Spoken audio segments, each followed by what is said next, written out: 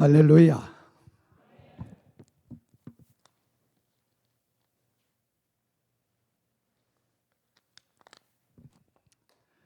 제가 앞에 찬송할 때 찬송을 조금 힘써서 하면은 설교할 때 목이 콱 가라앉아 버려요.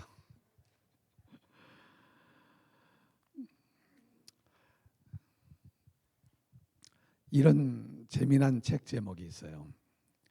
영어로 된 제목은 Cat and Dog Theology라고 하는 책인데, 한국말로는 강아지 성도 고양이 신자라는 제목으로 이제 번역이 됐어요. 이 저자가 밥 쇼그린이라는 목사님인데, 이 목사님이 집에서 강아지와 고양이를 길러요. 제스민이라고 하는 강아지와 심바라고 하는 고양이를 기르는데, 그 둘의 행동이 너무 달라도 다른 거예요. 강아지와 고양이의 차이가 뭐냐? 주인 중심이냐 자기 중심이냐, 이 두 가지래요. 강아지는 언제나 주인 중심이에요.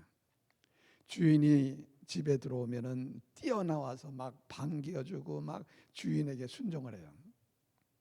그런데 고양이는 모든 것이 자기 중심이에요. 자기 중심.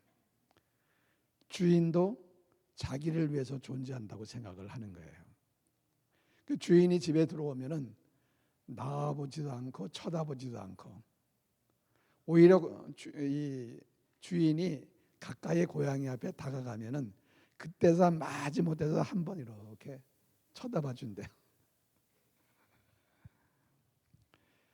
강아지는 당신이 나를 기호해주고 먹여주고 보살펴주고 사랑해주는 것을 보니까, 당신은 나의 주인입니다. 그런데 고양이는 당신이 나를 기호해주고 먹여주고 보살펴주고 사랑해주는 것을 보니 당신은 나의 하인이군요. 그러니까 강아지는 먹여주고 보살펴주고 그러니까 당신은 나의 주인입니다. 그런데 먹여주고 재워주고 보살펴주니까 고양이는 당신은 나의 하인이군요, 이렇게 생각한다는 거예요. 그러니까 주인처럼 주인을 대하는 강아지와 주인을 하인처럼 대하는 고양이. 그런데 그리스도인들 가운데서도 강아지 같은 성도가 있고 고양이 같은 신자가 있다고 거기서 이렇게 비유한 거예요. 여러분, 우리 모두는 예수 그리스도를 구주로 고백하고 믿음 생활을 하는 거예요. 그런데 신앙적으로 이렇게 보면은 강아지 성도가 있는데, 강아지 성도는 하나님을 주인으로 고백하는 거예요. 그리고 주인 대신 하나님의 뜻에 순종하고 하나님을 기쁘시게 하기 위해서 그의 삶을 온통 그렇게 사는 거예요. 그런데 고양이 신자는 하나님을 자기 하인처럼 부리려고 그래요. 필요할 때 부르는 거예요. 하나님이 자기 자신의 계획과 자신의 뜻을 따라 이렇게 오기를 바라는 거예요. 그러니까 고양이 신자에게 있어서 주인은 누구예요? 자기예요. 자기 중심. 그래서 자기 마음대로 신앙생활하는 거예요.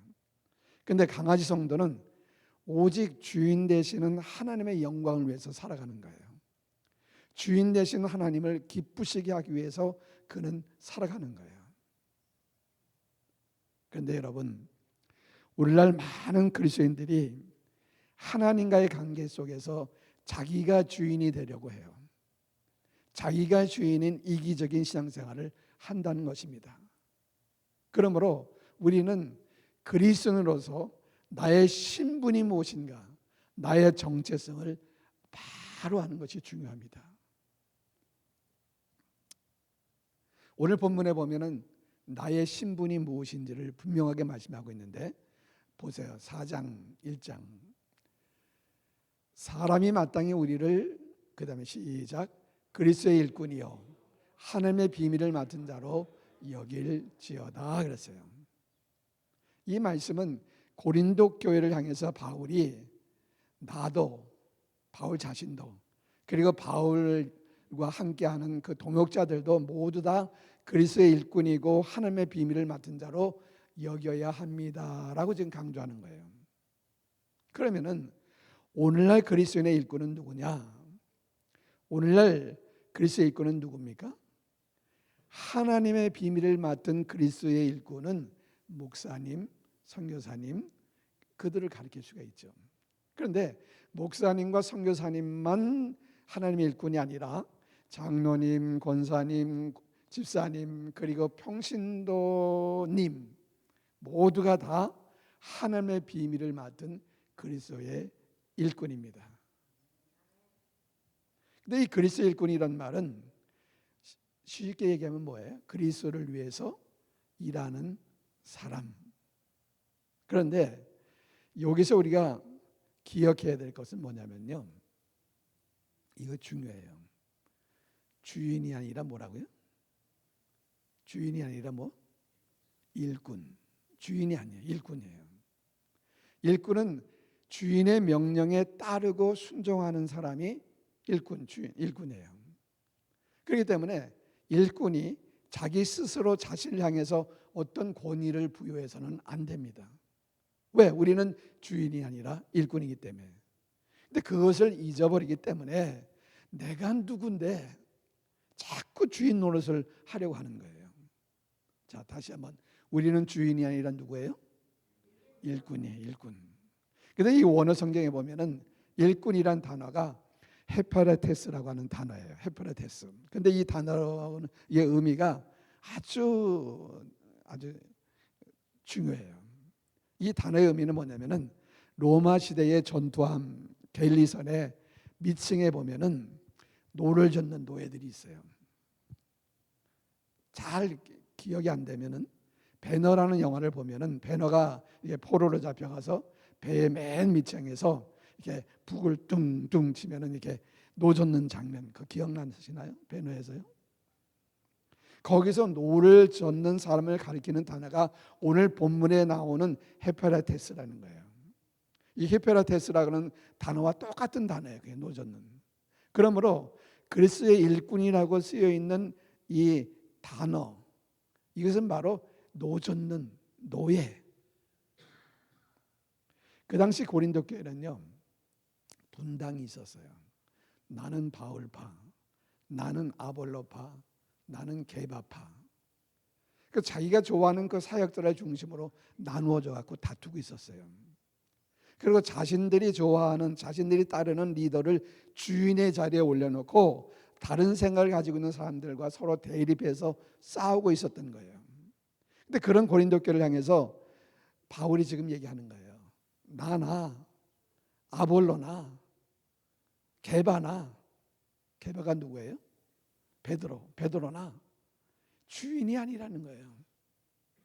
주인이 아니라 뭐? 히페라테스. 노예 중에서도 노예 중에서도 제일 천한 노 젓는 노예, 그리스도에게 절대적으로 복종해야 하는 노예라고 말씀하고 있는 것입니다. 여러분, 우리에게 이러한 노예의식, 노예로서의 겸손한 그 마음이 우리에게 필요해요. 노예의식이 없기 때문에 주님의 말씀에 절대 복종하지 못하는 것이고, 주의 일을 하다가 여러분 왜 기분이 상합니까? 교회에서 왜 다툼이 일어납니까? 이 노예의식이 없기 때문에 그렇습니다. 섬기려 하기보다는 섬김을 받으려 하기 때문입니다. 그러므로 내가 주인처럼 살아서는 절대로 안 돼요. 또 목사를 주인의 자리에 올려놓는 잘못도 저지르지 말아야 합니다. 우리는 누구라고요? 그리스도의 일꾼, 주님의 지시와 명령에 절대 복종해야 하는 그리스도의 히페라테스예요. 또 우리를 하나님의 비밀을 맡은 자라고 말씀하고 있는데, 여기서 맡은 사람이라는 것은 관리인, 청지기를 의미해요. 오늘날로 얘기하면은 모든 살림의 전반적 운영을 감독하는 책임과 의무가 있는 매니저를 가리키는 단어예요. 자, 여기서 하나님의 비밀을 맡은 자, 하나님의 비밀은 뭐예요? 골로새서 1장 27절 하반절에 보면은, 자, 이 비밀은 뭐라고요? 너희 안에 계신 그리스도시니. 이 비밀이 뭐라고요? 너희 안에 계신 그리스도시니. 골로새서 2장 2절 하반절에 보면은, 자 보세요. 하나님의 비밀인 그리스도를 깨닫게 하려 함이라. 하나님의 비밀이 뭐라고요? 그리스도. 그러므로 하나님의 비밀이 뭐냐면요, 그리스도예요. 이것을 조금 더 설명하면은, 예수 그리스도를 주로 믿는 모든 사람에게 구원을 주시는 하나님의 복음이 바로 이 하나님의 비밀이에요. 이 하나님의 비밀을 맡았다. 이 하나님의 비밀을, 이 복음을, 그리스도를 전하고 가르치고 양육하는 사명이 우리에게 있다는 거예요. 여러분, 우리의 신분은 하나님의 비밀을 맡은 그리스도의 일꾼, 그것을 분명하게 알아야 합니다. 주인이 아니라 뭐예요? 일꾼. 두 번째로, 그리스도 일꾼에게 하나님께서 요구하는 것이 있는데 두 가지를 요구하세요. 근데 첫 번째가 뭐냐면 충성입니다. 자, 4장 2절 말씀 보겠습니다. 맡은 자들에게 구할 것은, 그 다음에 시작, 충성이니라 그랬어요. 여기서 구할 것은, 이 말은 간절히 요구되는 것은, 그런 뜻이에요. 그러니까 그리스도의 일꾼들에게 간절히 요구되는 것이 있는데, 그것이 뭐라고요? 충성. 충성, 헬라어로 피스토스라고 하는 건데, 신뢰할 수 있는, 믿을 만한, 신실한, 진실한, 이런 뜻으로 믿음과 같은 단어로 쓰여요. 그리스도의 일꾼들은 하나님이 믿을 만한 사람이라는 거예요. 신실한 사람, 충성스러운 사람이어야 된다는 거예요.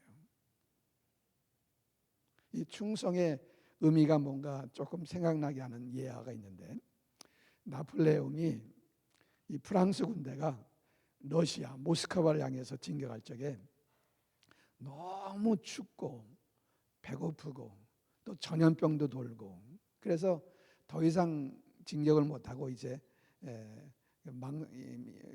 오히려 또 러시아가 막 반격해 오기 때문에 후퇴하게 됐어요. 이제 후퇴하게 되는데 포위가 됐어요. 이제 멸절될 운명에 처해 있는데, 나갈 길은 이 한겨울에 그 추운 눈보라를 몰아치는데, 도망갈 길은 강을 건너서 건너가는 길밖에 없는데, 이미 다리가 다 끊어져 버렸습니다. 강을 건널 수 있는 다리가 파괴됐어요. 그래서 나폴레옹이 물길이 어디가 좀 얕은 쪽을 골라갖고서 가교를 만들었어요. 임시 다리를 만들었어요. 근데 임시 다리이기 때문에 이 군대가 막 지나가면 무너지기 쉽잖아요. 그러니까 일부 병사들에게 명령 내리는 거예요. 들어가서 밑에 가교 다리를 붙들고 있으라. 무너지지 않게 붙들고 있으라. 그래서 일부 병사들이 가서 다리를 붙들고 있었어요. 그리고 병사들이 이제 다 넘어갔어요. 무사히 다리를 다 넘어간 다음에 이제 물속에 있는 가교를 붙들고 있는 병사들에게, 너희들도 이제 나와라. 그 철수 명령을 했는데 아무도 움직이질 않는 거예요. 왜 그랬을까요? 그 추운데 그 물속에서 그 다리가 무너지지 않도록 붙들고 있다가 거기서 모두 얼어 죽은 거예요. 얼어버린 거예요, 거기서요. 여러분, 이것이 바로 신실한 일꾼의 자세예요. 이것이 충성이에요. 예수님께서도 달란트 비유를 통해서 신실한 일꾼에 대해서 말씀하셨는데, 한 주인이 종들에게 달란트를 맡겨놓고 여행을 떠나잖아요. 그리고 때가 돼서 돌아와서 종들과 이제 이렇게 자기 맡겨진 직분에 얼만큼 충성을 다했는가 이렇게 계산하잖아요. 그리고 신실한 종들에게 칭찬과 함께 보상을 하는데, 마태복음 25장 21절 말씀에 보면은 이렇게 얘기해요. 그 주인이 이르되, 그 다음에 시작, 잘하였도다 착하고 충성된 종아, 내가 적은 일에 충성하였음에 내가 많은 것을 내게 맡기리니 내 주인의 즐거움에 참여할지어다. 너는 주인과 함께 기쁨을 누려도 된다는 거예요. 신실한 종에게 이런 축복을 줬어요. 근데 신실하지 못한 종에게는 뭐라고 얘기했냐면 악하고 게으른 종아, 책망했어요. 그리고 그가 가지고 있던 것까지 뺏어서 신실한 종에게 주어버렸습니다. 영국의 설교가 존 버년 목사님은 이렇게 말했습니다. 사람들이 심판의 날에 하나님 앞에서 자신의 열매에 따라 심판을 받게 된다. 그날에는 너는 믿었느냐 믿지 않았느냐 하는 것으로 심판받는 것이 아니라 너는 충성했느냐 충성하지 않았느냐 하는 것으로 심판을 받을 것이다 라고 말했어요. 충성했느냐 충성하지 않았느냐. 이 크리스천 매거진에서 교회에 출석하는 사람을 대상으로 설문조사를 했는데 설문 내용이 뭐냐면요, 당신은 하나님 앞에 상급을 받을 만큼 신앙생활을 했습니까? 라고 질문했어요. 자, 대답해 보세요. 하나님 앞에 상급 받을 만큼 신앙생활을 했습니까? 이 질문에 46%는 나는 열심히 신앙생활하지 못했습니다. 솔직히 나는 열심히 신앙생활 못했습니다 라고 대답했고, 26%는 나는 하나님 앞에 신실하게 봉사했습니다 라고 대답했어요. 여러분은 46%에 속해요? 26%에 속해요? 그런데 여러분, 이 질문에 대답할 적에 내 입장에서 대답해서는 안 됩니다. 하나님의 편에서 생각을 해야 돼요. 다른 사람과 비교하면서 나는 저 사람보다 낫잖아, 그래도 나 정도면 잘하는 거 아니야? 이렇게 대답하는 것이 아니라 하나님께서 나를 보고 뭐라고 말씀하실까? 하나님이 나를 보고 어떻게 판단하실까? 그 생각 속에서 대답해야 돼요. 나를 정말 신실한 종이라고 얘기할까? 악하고 게으른 종이라고 얘기할까? 하나님 편에서 나를 어떻게 보실까? 여러분, 하나님은 지금도 신실한 그리스도의 일꾼을 찾으십니다. 신실한 그리스도의 일꾼들은 늘 한결같이 우리 삶의 주인 되시는 주님을 사랑하고 주님께서 맡기신 그 일에 한결같이 충성을 다합니다. 아멘. 두 번째로 하나님께서 그리스도의 일꾼들에게 요구하시는 것이 두 번째로 뭐냐면요, 판단하지 말라는 거예요. 판단하지 말라. 그리스도의 일꾼으로서 우리는 내가 한 일에 대해서 세 군데의 평가를 받게 된다고 그러는데, 첫째는 타인의 평가입니다. 고린도전서 4장 3절 한번 보세요. 여기 보면은 너에게나 다른 사람에게나 판단받는 것이 내게는 매우 작은 일이라 그랬습니다. 바울 사도는 여기서 지금 얘기하는 것이 타인의 평가에 연연하지 않겠다 그랬습니다. 왜냐하면 내가 다른 사람한테 인정받으려고, 다른 사람에게 칭찬받으려고, 다른 사람에게 잘 보이려고 내가 충성한 것이 아니기 때문에. 사역을 하다 보면은 칭찬받을 때도 있고 또 격려를 받을 때도 있지만은 혹은 비난받을 때도 있고 낙심할 때도 있어요. 그러나 잘했다고 누가 칭찬한다고 해서 으쓱하지 말고, 잘못했다고 누가 비난을 할지라도 낙심할 필요가 없다는 거예요. 그리고 두 번째는 자기 스스로의 자신을 평가할 수가 있어요. 보세요. 그 다음 성경 말씀, 나도 나를 판단하지 아니한다 그랬어요. 그 다음에 내가 자책할 아무것도 깨달지 못하나 그랬습니다. 바울은 자기의 삶을 뒤돌아보는데 자신을 자책할 아무것도 자기가 없다는 거예요. 자책할 것이. 자기 스스로 자신을 평가하는 것도 별로 중요하지 않다고 말하고 있어요. 왜냐하면 자기 스스로 자책할 것이 아무것도 없다. 다른 말로 얘기하면 양심의 가책을 1도 없다 할지라도 1도 없다. 이 말을 들으면 생각나는 것이 뭐냐면요, 우리 하영 간사님이 한국에서 처음 와서 1도 없다 1도 없다 그 말을 많이 써요. 그래서 무슨 사투리 쓰지 말고 하나도 없다 그래라, 하나도 없다 하라고 이제 그렇게 제가 얘기해 줬어요. 그런데 나중에 막 이 한국 방송들이 막 들어올 때 보니까 거기서 저 하나도 없다는 말을 안 써요. 방송에서 다 1도 없다 1도 없다 그래요. 그래서 내가 잘못됐구나. 자, 양심의 가책이 1도 없다는 거예요. 그렇다고 해서 그것이 하나님 앞에 의롭다함을 얻는 것이 아니라고 말합니다. 왜? 주님의 판단이 중요하지 다른 사람의 판단이나 내 스스로의 판단이 중요하지 않다는 거예요. 그래서 세 번째가 뭐냐면 주님의 판단인데 4절 보세요. 내가 자체가 아무것도 깨닫지 못하나 이로 말미암아 의롭다함을 얻지 못하노라. 그 다음에 시작. 다만 나를 심판하실 이는 주시니라. 나를 심판하실 이는 누구? 예수 그리스도. 다른 사람이 나에 대해서 판단하는 것도 중요해요. 스스로 자신에 대해서 판단하는 것도 중요해요. 그러나 최후 진정한 평가는 누가 하신다? 주님이 하신다. 나를 가장 정확하게 판단하실 분이 누구예요? 그리스도 주님이라는 거예요.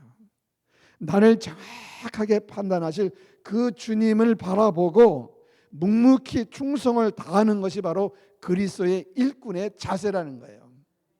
누가 좀 칭찬해 주면 막 열심을 내고 누가 좀 뭐라 그러면 그냥 다 때려치우고 그게 아니에요.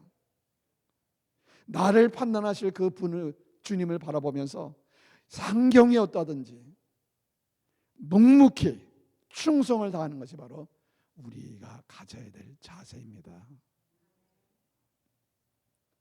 5절 말씀 보세요. 그러므로 때가 이르기 전 곧 주께서 오시기 전까지 그 다음에 시작. 아무것도 판단하지 말라. 그가 어둠에 감추인 것들을 드러내고 마음의 뜻을 나타내시리니 그때에 각 사람에게 하나님으로부터 칭찬이 있으리라 그랬습니다. 자, 우리 주님께서 오시는 그날이 되면은 모든 어둠에 감추어져 있던 사람들의 마음속에 감춰져 있던 그 동기와 생각들이 다 드러난다는 거예요. 드러나게 될 거죠. 그날까지 판단하지 말라는 거예요. 아무도 판단하지 말라는 거예요. 그래서 여기서 우리가 오해하지 말아야 되는 것은 어떤 반성이나 평가도 필요 없다는 말이 아니에요. 우리는 서로 모여서 교육적인 의미에서 서로를 평가하고 발전과 성숙의 기회로 삼아야 돼요. 그렇게 얘기하는 성경 구절이 시간이 없어서 말씀드리지 못하지 많아요. 그러나 사람들의 평가에 일희일비하지 말라는 거예요. 누가 알아주기를 바라고 칭찬해 주기를 바라지 말고 오직 누구를 바라보고? 주님을 바라보고 주님의 일꾼으로서 충성을 다하라는 거예요. 때가 되면은 주님께서 재림하시면은 그날에 절대적이고 최종적인 판단을 주님께서 내리실 것입니다. 그때가 되면 모든 감추어 주어 있던 마음속의 생각까지 다 드러내서 하나님께서 우리에게 심판하시겠다는 거예요.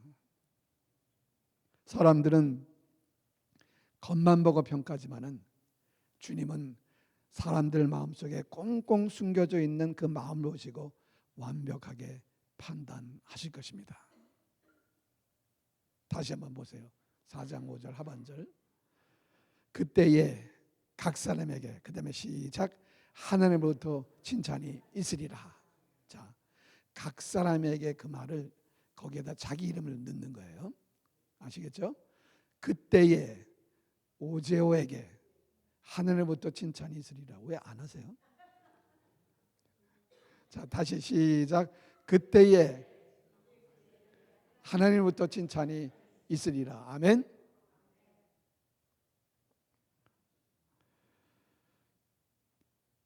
여기서 칭찬이라고 하는 단어는 에파이노스라고 하는 단어예요. 근데 이 에파이노스라고 하는 그 단어는 상급이라고 하는 뜻이에요. 상급. 그러니까 그때에 각 사람부터 하나님으로부터 상급을 받는다 그 말이에요. 칭찬을 받는다 말이 상을 받는다 그 말이에요. 그러니까 진정한 칭찬은 하나님께로부터 오는 건데 그날의 모든 것을 아시는 하나님께서 우리에게 상 주십니다. 고린도전서 3장 보세요. 3장 8절 말씀에 보면은 시작. 각각 자기가 일한 대로 자기 상을 받으리라. 무조건 상 주는 게 아니라 각각 자기가 어떻게 한 대로? 일한 대로요. 그리스도의 일꾼으로서 일한 대로 자기 그 일한 만큼 상을 받는다고 얘기했습니다. 우리의 수고에는 상이 있다는 거예요. 믿습니까? 누가 내 진심을 알아주지 않더라도 우리에게 주어진 일을 게으리하지 말고 신실함으로 충성을 다하세요. 그러면 그날에 우리 주님께서 그것을 다 하시고 다 보상해 주십니다. 아멘. 지금 사람들이 내 마음 몰라줘도 우리 주님께서 내 중심을 알아주시면 그게 충분하지 않습니까? 충분하지 않아요? 지금 목사가 알아줘야 돼요? 다른 사람이 알아줘야 돼요? 그날에 우리 주님께서 알아주시면 그게 최고예요. 1968년도에 멕시코 시티에서 올림픽이 있었는데 하계 올림픽에서의 이 꽃이 뭐예요? 그 올림픽의 꽃이라 그러잖아요. 그것이 마라톤 경기 아니에요. 마라톤 경기. 마지막 날 이제 마라톤 경기. 모든 선수들이 결승까지 다 들어왔어요. 그래서 1등, 2등, 3등 선수들에게 메달까지 다 금메달, 은메달, 동메달 다 시상식이 끝냈는데 한 선수가 한쪽 다리에 피를 흘리면서 다리를 질질 끌면서 메인 스타드만으로 오고 있는 거예요. 찔뚝찔뚝하면서 오고 있는 거예요. 누구냐면 탄자니아의 36살 된 존 스테픈 아크와리 선수였어요. 근데 이 아크와리 선수는 무릎과 발목에 심한 부상을 입어서 도저히 경기를 끝낼 수 없는 처지였는데 끝까지 그렇게 완주한 거예요. 기자가 물었어요. 왜 경기를 포기하지 않고 이렇게 끝까지 달렸습니까? 그건 아크와리가 이렇게 대답해요. 내 조국은 경기를 시작하라고 나를 멕시코 시티에 보낸 것이 아니라 경기를 끝내라고 나를 보냈습니다. 그래서 죽을 만큼 고통스럽고 힘들었지만 그래도 포기하지 않고 끝까지 내가 달렸습니다. 사랑하는 여러분, 최근에 우리 교회는 뭐 다 알지만은 정말 있어서는 안 되는 일이 있었잖아요. 우리 교회는 목사님을 찾을 적에 오래 목회하실 분을 찾았습니다. 그리고 모셔왔습니다.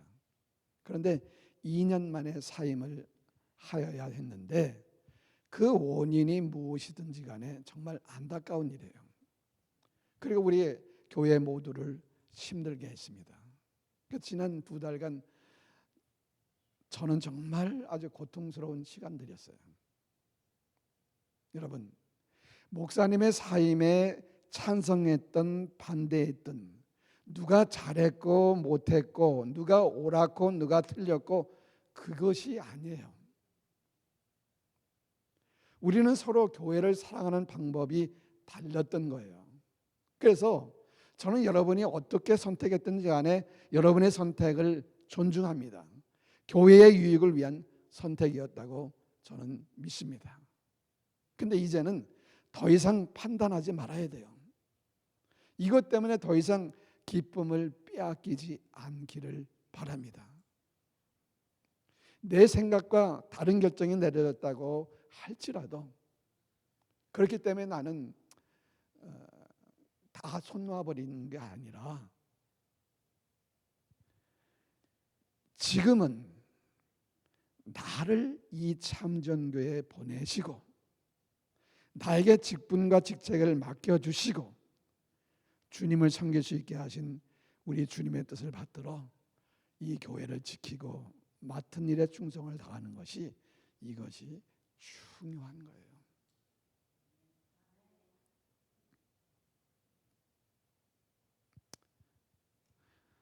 죄송하지만 우리 이세라 군사님은 우리 교회 1주년 때 출석하기 시작했어요. 1주년 기념 예배 때. 그리고 지난 33년 세월이 쭉 지나는 동안에 사실은 뭐 마음 상한 일이 없겠어요. 그러나 교회를 지키고 자기의 직분 주어진 그 직분에 지금까지 충성을 다하고 계시는데 제가 아주 고개가 숙여지고 존경스러워요. 그 이세라 권사님 하면 제가 고개를 숙입니다. 여러분, 우리는 주님의 신실한 일꾼이에요. 우리 각자에게 우리 주님께서 주어진 일이 있어요. 사명이 있어요. 신실하게 잘 감당하시기 바랍니다. 주님의 몸된 이 교회를 사랑하고 끝까지 지키시기 바랍니다. 그리고 마지막 그날에 주님께서 판단하실 거예요. 잘하였도다 착하고 충성된 종아, 칭찬하시고 주님이 우리에게 주시는 그 면류관을 우리 모두 받으시기를 주의 이름으로 축원합니다. 기도하겠습니다.